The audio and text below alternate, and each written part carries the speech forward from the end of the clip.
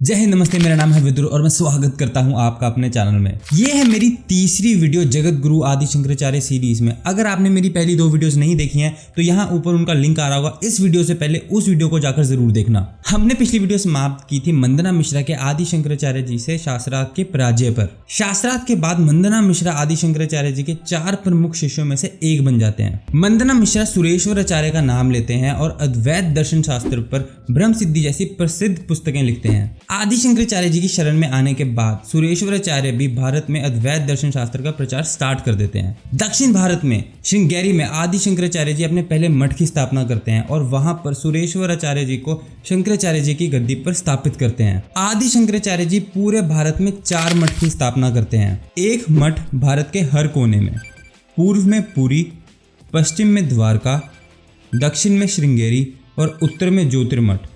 यहाँ पर हमें आदि शंकराचार्य जी की दूरदर्शिता को अभिवादन देना होगा। उन्होंने उस टाइम में इतना अच्छा संगठनात्मक संरचना यानी ऑर्गेनाइजेशनल स्ट्रक्चर बनाया था। चलो इस ऑर्गेनाइजेशनल स्ट्रक्चर की बात करते हैं। भारत के हर कोने में एक मठ है। ईस्ट में पूरी गोवर्धन पीठम, वेस्ट में द्वारका कालिका पीठम, नॉर्थ में बद्री ज्योतिर्मठ पीठम और साउथ में श्रृंगेरी श्रद्धा पीठम। यहाँ पर एक बहुत ही दिलचस्प बात है। ये 4 मठ हैं और चारों एक एक वेद पर आधारित हैं। पूर्व मठ ऋग्वेद, पश्चिम सामवेद, उत्तर अथर्ववेद और दक्षिण यजुर्वेद पर आधारित है। और हर एक मठ का एक एक महावाक्य होता है। पर विदुर, महावाक्य क्या होता है? महावाक्य वेदांत पर आधारित होते हैं और किसी को भी वेदांत समझने के लिए महावाक्य जानने जरूरी हैं। महावाक्य 4 होते हैं क्योंकि वेदांत का अध्याय 4 स्टेप्स में किया जाता है। पूरी गोवर्धन पीठम का महावाक्य है प्रज्ञेयनम ब्रह्मा, ज्ञान ही ब्रह्मांड है। यह है वेदांत का पहला चरण और एक जर्नल स्टेटमेंट। द्वारका कलिका पीठम का है तत्त्वमसि, तुम ही ब्रह्मांड हो, और यह है stage 2, instruction from the teacher.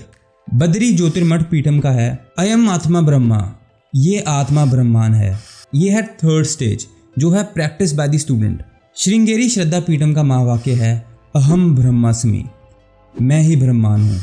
यह है 4th स्टेज जो है स्टेटमेंट ऑफ एक्सपीरियंस। अपनी इस सीरीज की पहली वीडियो में मैं आपको वर्तमान के 3 शंकराचार्य की फोटो दिखाता हूँ। उनमें से ये हैं श्रृंगेरी के वर्तमान के शंकराचार्य और मंदना मिश्रा यानी सुरेश्वर के वंशावली के शंकराचार्य श्री श्री भारती तीर्थ महास्वामी जी। वैसे अब इनके भी उत्तराधिकारी चुन लिए गए हैं जो कि हैं श्री विधुशेखरा भारती महास्वामी जी। धीरे धीरे हम बाकी की गद्दियों पर भी आएंगे। और हाँ, श्रृंगेरी पहुंचते ही श्रद्धा देवी का स्वर्गवास हो जाता है। श्रृंगेरी श्रद्धा पीठम में सबसे महत्वपूर्ण मंदिर श्रद्धा देवी को ही समर्पित है। और हाँ, यहाँ पर एक और महत्वपूर्ण चीज, आपको अहम ब्रह्मास्मि सुनकर कुछ याद आ रहा होगा। ये कहीं पर सुना सुना लग रहा होगा। अहम ब्रह्मास्मि, अहम ब्रह्मास्मि। बॉलीवुड ने इस पवित्र महावाक्य को भी नहीं छोड़ा और अपनी सेक्रेड गेम जैसी घिनौनी सीरीज में यूज किया है। ये लोग अहम ब्रह्मास्मि का सही इस्तेमाल करके युवाओं का मार्गदर्शन कर सकते थे, पर नहीं, इन्होंने इसकी एक बहुत बुरी छवि बनाई है। हर ऐसी चीज जो ये फिल्म इंडस्ट्री के लोग करते हैं ये हिंदू धर्म पर वार है। खैर, हमें बॉलीवुड जैसे बुरे उद्योगों पर ज्यादा समय नहीं व्यर्थ करना चाहिए, तो हम आगे बढ़ते हैं। क्योंकि हम थोड़ी कंट्रोवर्शियल बात कर रहे हैं तो बात करते हैं शंकराचार्य जी के उत्तर मठ की, ज्योतिर्मठ की। ज्योतिर्मठ है एक ऐसे शहर में जिसका नाम पड़ चुका है जोशी मठ, उत्तराखंड में। ये शहर है बद्रीनाथ जी की चढ़ाई का पहला चरण और ये मठ सबसे बुरी हालत में है क्योंकि इसमें शंकराचार्य जी की गद्दी पर अभी कोई नहीं बैठा। पर विदुर, यहाँ पर कोई शंकराचार्य क्यों नहीं है? इससे पहले मैं आपको यहाँ पर बता देता हूँ कि यहाँ पर पिछली बार शंकराचार्य जी नियुक्त हुए थे 1941 में और स्वामी ब्रह्मानंद सरस्वती जी ने 1953 में समाधि ले ली थी। तब से अब तक यहाँ पर कोई भी निवासी शंकराचार्य जी नहीं है। यही कारण है कि जो मैंने आपको शुरू में फोटो दिखाई थी उसमें सिर्फ 3 ही शंकराचार्य हैं। हालांकि मठ जैसे मैंने आपको बताया 4 हैं। इलाहाबाद हाईकोर्ट ने फिलहाल द्वारका के ही शंकराचार्य को ज्योतिर्मठ का अस्थायी कर्ता धर्ता नियुक्त किया है। ज्योतिर्मठ के पहले शंकराचार्य जी थे टोटकाचार्य। टोटकाचार्य जी जगत गुरु से मिलते हैं श्रृंगेरी में और उनके 4 प्रमुख शिष्यों में से एक बन जाते हैं। इन 4 प्रमुख शिष्यों में से टोटकाचार्य जी ही सिर्फ ऐसे थे जो अपने ज्ञान या सीख के लिए नहीं बल्कि अपने गुरु के लिए आदर और भक्ति के लिए सिद्ध थे। द्वारका के पहले शंकराचार्य जी थे हस्तमलकाचार्य हस्तमलक आचार्य जी के पिता भी बहुत प्रसिद्ध ज्ञानी थे, पर वो अपने पिता की एक भी बात नहीं मानते थे। ऐसा कहा जाता है कि हस्तमलक जी बहुत सुंदर थे दिखने में, पर उनका जो चाल डाल था वो बिल्कुल भोंदुओं वाला था। एक बार हस्तमलक जी के पिताजी को पता चलता है कि आदि शंकराचार्य जी उनके गांव में आ रहे हैं, तो वो अपने पुत्र के साथ आदि शंकराचार्य जी से मिलने जाते हैं। शंकराचार्य जी से मिलने के बाद हस्तमलक के पिताजी उन्हें पूरी कहानी बताते हैं, जिसके बाद शंकराचार्य जी हस्तमलक से उनका परिचय मांगते हैं। हस्तमलक अपना परिचय देते हैं 12 श्लोक की कविता में, जिसमें अद्वैत दर्शन शास्त्र का मूल अर्थ समाया होता है। ये कविता सुनते ही आदि शंकराचार्य जी उन्हें अपने शिष्य के रूप में स्वीकार कर लेते हैं। आज के द्वारका के शंकराचार्य जी हैं स्वरूपानंद सरस्वती जी। पूरी गोवर्धन पीठम के पहले शंकराचार्य थे पद्मापद आचार्य जी। पद्मापद की जिंदगी विशिष्ट उदाहरण है गुरु और शिष्य के रिश्ते की। एक बार आदि शंकराचार्य जी नदी के एक ओर खड़े थे और पद्मापद जी दूसरी ओर खड़े थे। जगत गुरु ने पद्मापद जी को आवाज लगाई और बिना कुछ सोचे समझे पद्मापद जी शंकराचार्य की ओर चल पड़े। पद्मापद जी को नदी में डूबने से बचाने के लिए उनके हर एक कदम के साथ उनके पैरों के नीचे कमल के फूल प्रकट होने लगे और उन्होंने वो नदी पार कर ली। यहाँ से उनका नाम पद्मापद पड़ता है। आज के पूरी शंकराचार्य हैं निश्चलानंद सरस्वती जी, और वर्तमान पूरी शंकराचार्य की वो वीडियो थी जो मेरी इस वीडियो सीरीज का ट्रिगर बनी थी। अब यहाँ पर एक बहुत ही महत्वपूर्ण चीज समझनी बहुत जरूरी है। हालांकि जगत गुरु अद्वैत दर्शन शास्त्र का प्रचार करते थे, जिसमें मंदिर, यज्ञ, पूजा इनकी इतनी अहमियत नहीं होती थी जितनी पार विद्या की होती थी, पर फिर भी जगत गुरु जैसे जैसे मठ बना रहे थे उसमें वो शक्ति पीठम की स्थापना कर रहे थे और उनमें अन्य मंदिर बना रहे थे। यहाँ पर आती है वो बहुत दिलचस्प चीज जिसे मैं आपको अवगत करवाना चाहता हूँ। जगत गुरु अद्वैतता के प्रचारक थे, और जैसे हमने अपनी पिछली वीडियो में सीखा था कि अद्वैतता होती है ब्रह्मांड और आत्मा में अभिन्नता। अद्वैत दर्शन शास्त्र निर्गुण ब्रह्मांड यानी जिसका कोई आकार नहीं होता उसका प्रचार करता है। हालांकि जगत गुरु अद्वैतता के प्रचारक थे, पर वो व्यवहारिक स्तर पर भगवान में विचार उत्तेजक मान्यता रखते थे। यही कारण है कि उन्होंने अपने हर मठ में शक्ति पीठम और मंदिरों की स्थापना की। और इसके साथ ही आदि शंकराचार्य जी ने हिंदुइज्म के सबसे मर्मिक स्तोत्रम भी लिखे हैं, जिनमें से एक है भज गोविंदम, जिसकी हमने पिछली वीडियो में बात की थी। शंकराचार्य जी के हर भजन में एक समानता है, ईश्वर के प्रति पूर्ण समर्पण। मैं यहाँ पर आपको भजन सुनने के कारण भी बताता हूँ। जब आप भजन सुनते हैं तो आप अपने अहंकार और मन की व्याकुलता को परे रखते हैं और ईश्वर में विलीन हो जाते हैं। भजन आपको याद दिलाते हैं कि आप ब्रह्मांड हैं और ब्रह्मांड आप हैं। अब आदि शंकराचार्य जी को पता था कि एक आम आदमी को निर्गुण ब्रह्मांड समझाना बहुत कठिन हो सकता है, स्पेशली उन लोगों को जो पूर्व मीमांसा द्वारा मोक्ष पाने के लिए कड़े यज्ञ कर रहे थे। शंकराचार्य जी कहते हैं कि निर्गुण ब्रह्मांड को समझने के लिए आप अपार विद्या से स्टार्ट कर सकते हैं, जिसमें आते हैं अपने इष्ट देव और भगवान की आराधना। पर मनुष्य को पार विद्या की ओर भी ध्यान रखना चाहिए ताकि वो ब्रह्मांड और आत्मा से जुड़ सके।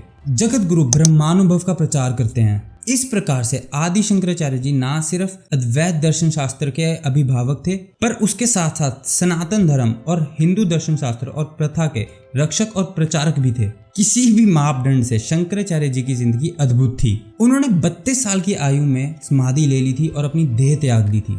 इन 32 सालों में उन्होंने सनातन धर्म की गहराइयां जान ली, अद्वैत सिद्धांतों की पुष्टि करी और एक ऐसी प्रणाली बनाई जिससे ये दर्शन शास्त्र अमर रहे। आदि शंकराचार्य जी ने हिंदू धर्म को पुनर्जीवित किया और इसे भारत के हर कोने में लेकर गए। और इसके साथ साथ उन्होंने मठ निर्माण किया ताकि हिंदू धर्म की रक्षा हो सके और इसका प्रचार चलता रहे। आदि शंकराचार्य जी के बाद हिंदुइज्म ने इनकी योग्यता का कोई भी विचारक नहीं देखा है। सिर्फ विचारक ही नहीं, हिंदू धर्म ने उसके बाद कोई ऐसा कर्ता भी नहीं देखा है जो अथक धर्म के लिए अपनी दूरदर्शिता से एक ऐसा बड़ा लक्ष्य निर्धारित करे और फिर परिश्रम से उसे पूरा भी करे। अपने अत्यधिक पाठिक घटनापूर्ण पर छोटे जीवन में आदि शंकराचार्य जी हिंदू धर्म और विचारधारा के विकास के उभरते सितारे बने। हमें यहाँ पर यह भी याद रखना चाहिए कि आदि शंकराचार्य जी को वेदों, उपनिषदों के रूप में सदियों से चला आ रहा ज्ञान विरासत में मिला था। इसमें बौद्धिक आध्यात्मिकता, शास्त्रार्थ, चिंतन, जांच, संवाद, विचार विमर्श करे जा रहे थे ब्रह्मांड और उसमें हमारे जगह के। सभी सनातन धर्मियों को ये गर्व होना चाहिए कि हमें ऐसा ज्ञान विरासत में मिला और साथ ही साथ आदि शंकराचार्य जी से पहले आए हुए ऋषि मुनि योगियों का आभार भी व्यक्त करना चाहिए। आज की जो मॉडर्न साइंस कॉस्मोस के बारे में जो डिस्कवर कर रही है वो सदियों पहले हमारे ऋषियों मुनियों ने हमारे ग्रंथों में लिखा हुआ है। अब हम यहाँ पर बात करते हैं आदि शंकराचार्य जी के हिंदू धर्म में योगदान की।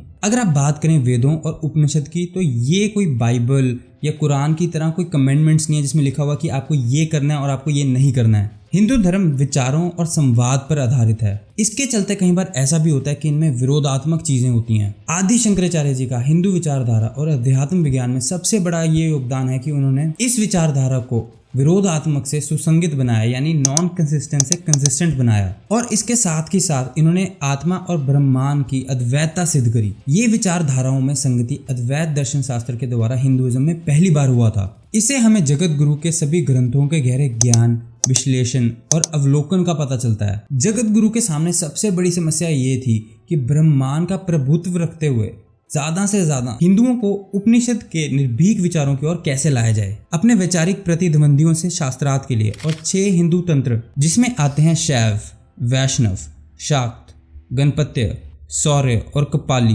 को एक बड़े बौद्धिक शामियाने में लाने के लिए जगत गुरु को सन्मठ स्थापनाचार्य भी कहा जाता है। शंकराचार्य जी के इस काम की वजह से हिंदुइज्म और बढ़ता है और सनातन धर्म के मूल सिद्धांतों से इसके फॉलोअर्स जुड़े रहते हैं। इसके साथ साथ इन शास्त्रार्थों की वजह से हिंदू धर्म की मूल बौद्धिक नींवें और भी मजबूत हो जाती हैं। ये सब करते हुए यहाँ पर एक और बहुत महत्वपूर्ण चीज़ है कि आदि शंकराचार्य जी ने सदियों से चली आ रही धार्मिक परंपराओं को भी अद्वैत दर्शन शास्त्र में ही जोड़ लिया। जगत गुरु ने अपनी सीख को पंडित और विद्वानों तक सीमित नहीं रखा, वो अद्वैत वेदांत को हर एक हिंदू तक लेकर गए। जाते जाते एक और बहुत इंटरेस्टिंग फैक्ट, जो मैंने आपको शुरू में 4 मठ बताए थे, उसमें एक 5वां मठ भी है। तमिलनाडु कांचीपुरम में कांची कामकोटी पीठम। कांचीपुरम के साधु खुद कहते हैं कि आदि शंकराचार्य जी ने बाकी 4 मठों की स्थापना इसलिए करी थी ताकि हिंदुइज्म की रक्षा हो सके और वेदांत अद्वैत दर्शन शास्त्र का प्रचार हो सके। पर वो ये कहते हैं कि ये जो 5वां मठ है वो इसलिए बनाया गया ताकि आदि शंकराचार्य जी बाकी 4 मठों पर निगरानी रख सकें। और वो ऐसा भी कहते हैं कि आदि शंकराचार्य जी ने इसी मठ में समाधि ग्रहण करी। पर इस दावे को बाकी 4 शंकराचार्य नकारते हैं। और जो ज्यादा प्रसिद्ध कहानी है वो ये है कि आदि शंकराचार्य जी ने केदारनाथ में समाधि ली।